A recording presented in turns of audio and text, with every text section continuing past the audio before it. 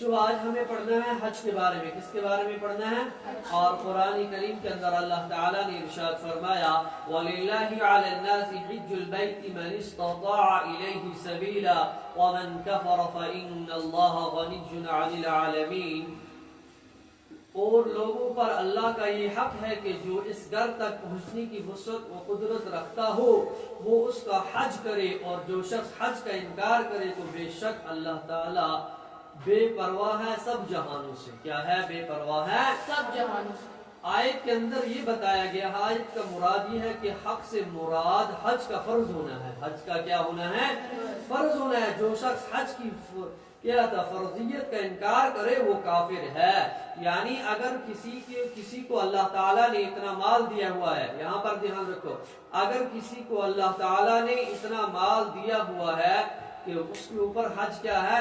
اب فرض ہو گیا. کیونکہ اگر کوئی کسی کو اتنا مال ہے کہ وہ اپنے گھر کا خرچہ، اپنا خرچہ نکال کر اس کو باقی اتنی رقم اس کے پاس موجود ہے کہ وہ وہاں تک جانے کی وسعت رکھتا ہے، وہاں پر جانے کی طاقت رکھتا ہے، تو اس سے قرآن کی اس آیت سے پتہ چلا کہ جو حج ہے یہ فرض ہے. اور جو حج کا انکار کرے، یعنی کسی کو اللہ تعالیٰ نے اتنا مال دیا ہوا ہے اور اس کے بعد کہیں کہ نہیں جی میں حج نہیں کروں گا، میں نہیں کر سکتا ہوں، گویا کہ انکار کر رہا ہے، تو وہ کیا ہے؟ کافر ہے. کیونکہ فرض کا انکار کرنے والا کافر ہے. فرض کا انکار کرنے والا کیا ہے؟ کافر. جو شخص حج فرض ہو جانے کی تمام شرطوں کے باوجود حج نہ کرے وہ فاسق اور گنہگار ہے. وہ شخص کیا ہے؟ فاسق اور گنہگار ہے. رسول اللہ صلی اللہ علیہ وسلم نے ارشاد فرمایا، کیا فرمایا؟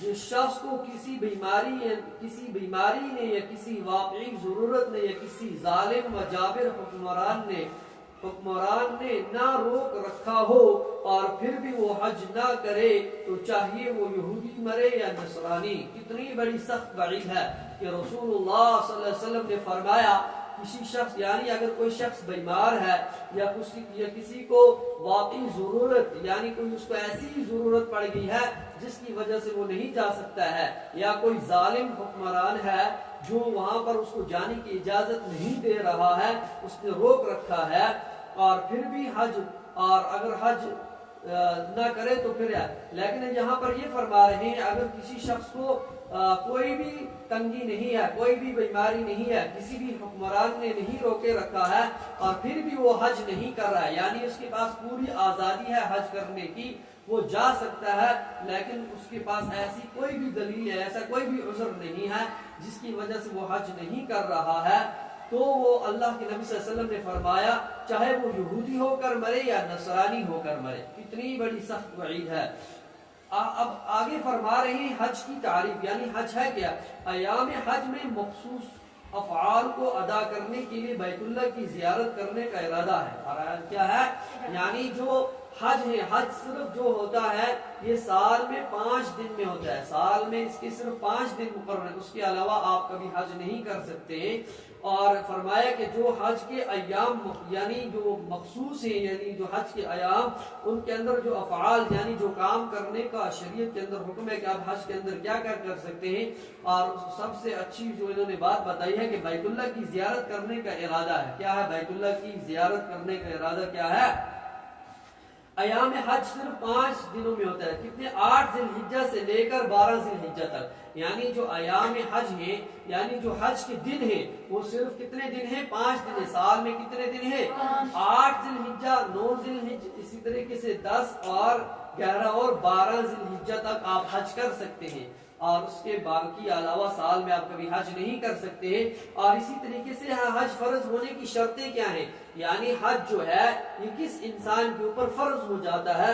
تو سب سے پہلے آپ مسلمان ہونا، سب سے پہلے مسلمان ہو، اس کے بعد عاقل ہو، بالغ ہو اور آزاد ہو. یعنی یہ 4 چیزیں جو ابھی بتائی ہیں ایک لائن میں کہ مسلمان ہونا، عاقل ہونا، بالغ ہونا، آزاد ہونا، یہ چیزیں. اب دوسرے نمبر پر کیا ہے؟ استطاعت، یعنی سفر خرچ اور سواری کا انتظام ہونا. گھر کے افراد خانہ جن کی پرورش اس کے ذمے ہے ان کے لیے اتنا مال چھوڑ جانا کہ واپسی تک ان کے لیے کافی ہو. یعنی دوسری شرط یہ بتائی ہے اگر کوئی حج کسی کے اوپر فرض ہو گیا ہے اور حج فرض ہونے کی شرطوں میں سے ایک شرط یہ بھی ہے کہ اس کے پاس اتنا مال موجود ہے کہ جو اس کے گھر والے ہیں یعنی جن کی اس کے اوپر کیا ہے ذمہ داری ہے، نان و نفقے کی ذمہ داری ہے، یا کوئی بیمار ہو جائے یا گھر میں جتنا بھی خرچہ لگتا ہے چاہے بچے پڑھتے ہو یا جو بھی ہو، اگر اس کو جو بھی اس کے اوپر کیا ہے ذمہ داری ہے، اگر اس ذمہ داری سے یعنی اس سے زائد پیسہ اس کے پاس ہو تو تب اس کے اوپر حج کیا ہو جاتا ہے، فرض ہو جاتا ہے۔ تیسری چیز ہے حج کا وقت ہونا، یعنی حج کا وقت ہونا یہ بھی کیا ہے، حج کے شرائط میں سے ہے۔ کس کی شرائط میں سے ہے؟ جب یہ شرطیں پائی جائیں تو اب یہ بھی ضروری ہے کہ جس شخص پر حج فرض ہو وہ اسے ادا کرنے کی قدرت رکھتا ہو۔ ایک مسلمان پر حج کی ادائیگی کے فرض ہونے کی شرطیں ہیں، یعنی اب جس کے اوپر حج فرض ہو گیا ہے اب اس کی ادائیگی کے لیے کیا کیا شرطیں ہیں۔ سب سے پہلے وہ خود کیا ہو، تندرست ہو، یعنی اگر کسی کے اوپر حج فرض ہو گیا ہے تو اس کو کیا ہو، سب سے پہلے وہ کیا ہو، تندرست ہو۔ دوسرا ہے راستہ پر امن ہو، یعنی جس راستے سے وہ جا رہا ہے وہ راستہ کیا ہو، پر امن ہو، یعنی وہاں پر کوئی ایسا ماحول نہ ہو کہ جس کی وجہ سے وہ کیا ہو جائے، اگر وہاں اس راستے سے جائے کہیں قید نہ ہو جائے یا مارا نہ جائے۔ تیسری یہ چیز ہے کہ قید نہ ہونا، یعنی حکومت کی طرف سے بیرون ملک سفر کرنے کی اجازت ہونا، یعنی اگر جیسے ہمارا ملک ہندوستان ہے، اگر ہندوستان کے اندر یہ قانون بن جائے کہ اس سال کوئی بھی حج کے اوپر نہیں جا سکتا ہے تب وہ کیسے جا سکے گا؟ کیونکہ آپ کو پتا ہے کہ ایک ملک سے دوسرے ملک کے اندر جانے کے لیے ہمیں کیا چاہیے، پاسپورٹ چاہیے، اجازت چاہیے اپنے ملک والوں سے، تو یہی ہے، تو یہ بھی اس کا بھی ہونا کیا ہے، شرط میں سے ہے۔ عورت کے لیے محرم کا ساتھ ہونا، یعنی جو محرم ہے، یعنی ایک ہوتا ہے غیر محرم مرد، ایک ہوتا ہے محرم۔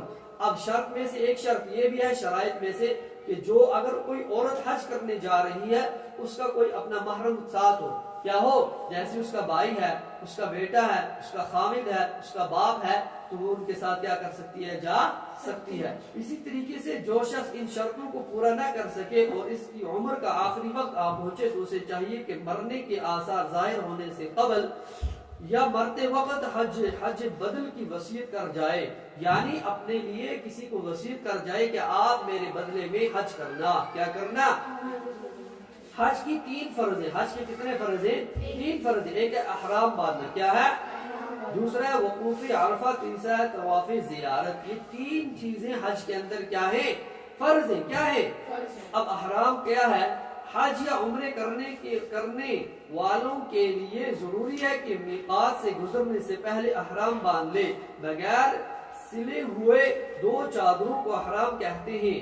یعنی احرام آپ نے دیکھا بھی ہوگا ویڈیوز وغیرہ میں، یا آپ کے جو حاجی وغیرہ جاتے ہیں کبھی کبھار وہ وہاں سے فوٹوز وغیرہ ویڈیوز وغیرہ بھیجتے ہیں تو آپ نے دیکھا ہوگا وہ سلے ہوئے کپڑے وہاں پر نہیں پہنتے ہیں، بلکہ 2 چادریں ہوتی ہیں جن کو وہ اپنے کیا کہتے ہیں، اپنے جسم کے اوپر ڈھانپ لیتے ہیں، یعنی جو ان کا سطر ہوتا ہے اس کو ڈھانپ لیتے ہیں، ان کو کیا کہتے ہیں، احرام کہتے ہیں۔ کیا کہتے ہیں؟